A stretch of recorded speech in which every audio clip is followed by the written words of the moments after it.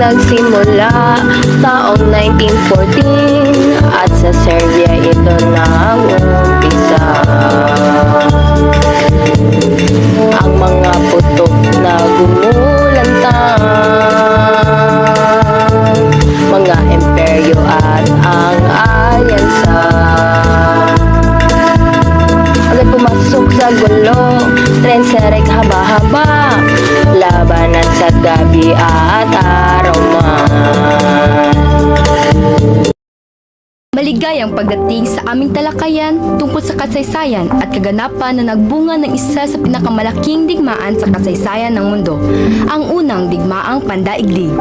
Sa pag-uusap na ito, sisilipin natin ang mga ugat sa digmaang ito, mula sa mga tensyon sa Europa noong ika-19 ng siglo hanggang sa mga kaganapang nag-udyok ng malawakang digmaan. Pag-usapan din natin kung paano ang simpleng pagpatay kay Archduke Franz Ferdinand ay nagdulot ng mga serye ng mga aksyon na naging dahilan na pagdeklara ng digmaan ng iba't ibang bansa.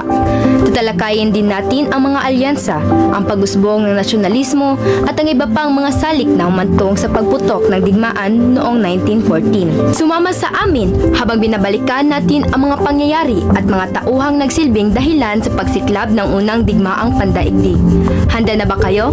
Simulan na natin ang ating paglalakbay sa kasaysayan.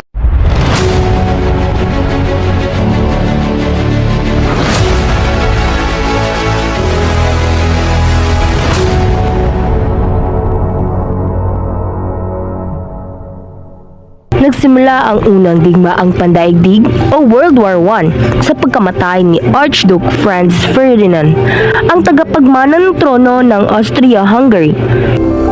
Ang pumatay sa kanya ay si Gavrilo Princip, isang 19 na taong gulang na Serb nationalist.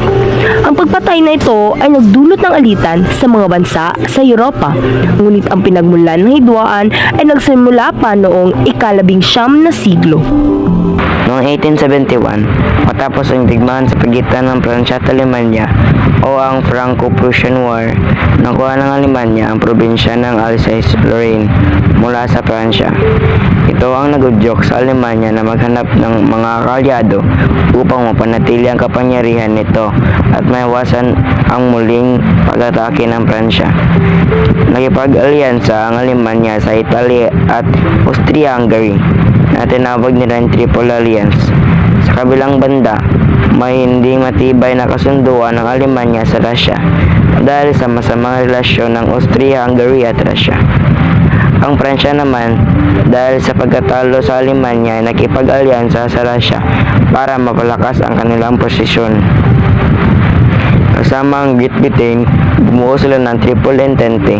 Ang nasunduan ng Triple Entente ay isang paraan upang maiwasan ang pagdumina ng Alemanya sa Europa. Isa sa mga dahilan ng pagnanais ng Alemanya na maging superior ay ang impluwensya ng teorya ni Charles Darwin na tinatawag na survival of the fittest. Ipinaniniwala ng Alemanya na sila ang nararapat na manguna sa Europa. Ang lumalaking kapangyarihan ng Alemanya ay nagdulot ng takot sa Russia na ang pangunahing papel ay maging protektor ng mga bansang Balkan. Ang Serbia, isang Balkan state, ay tinuturing na nagpondo sa pagpaslang kay Archduke Franz Ferdinand dahil sa layunin nitong magpalayas ang pamahalaang Austria-Hungary sa mga teritoryo ng mga Slav. Kasabay ng paglago ng ekonomiya sa Europa ay ang pag-usbong ng nasyonalismo. Ang pamamahal ng mga tao sa kanilang kultura na pinagmulan ay naging sanhi ng mga kilusang nasyonalista. Isa sa mga epekto nito ay ang pagkakaroon ng mga grupuhang may matinding nasyonalismo tulad ng Black Hand, kung saan kabilang si Gavrilo Princip. Ang layunin nila ay palayain ang mga Slav at magtayo ng isang Greater Serbia. Sa araw ng pagpaslang kay Archduke Franz Ferdinand, maraming beses na nagtangka ang iba't ibang tao na patayin siya. Ngunit nakaligtas siya sa mga unang tangkang pagpaslang. Nang bumisita siya sa mga sundalong nasugatan, nagkamali ng liko ang kanyang driver. At doon nagkaroon ng pagkakataon si Gavrilo Princip na tuloy ang kanyang plano. Matagumpay niyang pinatay si Archduke Franz Ferdinand at ang asawa nito. Ang pamamaslang na ito ay naging dahilan upang magalit ang Austria-Hungary at magdeklara ng digmaan laban sa Serbia. Ang pagdedeklara ng digmaan ay nagudyok sa iba't ibang bansa na pumanig sa kanilang mga kaalyado. At ito ang nagsimula ng unang digmaang pandaigdig. Ang Austria-Hungary ay nagbigay ng ultimatum sa Serbia, ngunit hindi lahat ng hinihingi ay sinunod ng Serbia. Ito ang ginamit na dahilan ng Austria-Hungary upang tuluyan ng magdeklara ng digmaan. Ang aksyon na ito ay nagudyok sa Russia na maghanda rin ang kanilang pwersa militar na naging sanhi ng pagdedeklara ng Alemanya ng digmaan laban sa Russia at Pransya. Dito nagsimula ang malawakang digmaan sa Europa na kalaunan ay naging unang digmaang pandaigdig. At doon nagtatapos ang ating kwento tungkol sa mga ugat ng unang digmaang pandaigdig. Ang simpleng pagpaslang kay Archduke Franz Ferdinand ay nagbukas ng isang komplikadong serye ng mga pangyayari na nagbunga ng malawakang kaguluhan sa Europa.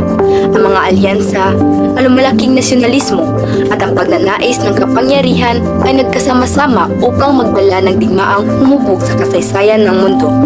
Sa huli, ang pagkaalam natin sa kasaysayan ay isang paalala na mga aksyon at desisyon, gaano man ito kaliit, ay maaring magdulot ng malaking pagbabago. Kaya't ang pag-unawa sa mga dahilan at konteksto ng mga pangyayari ay mahalaga upang matuto tayo mula sa nakaraan at maiwasan ang mga trahedya na hinaharap.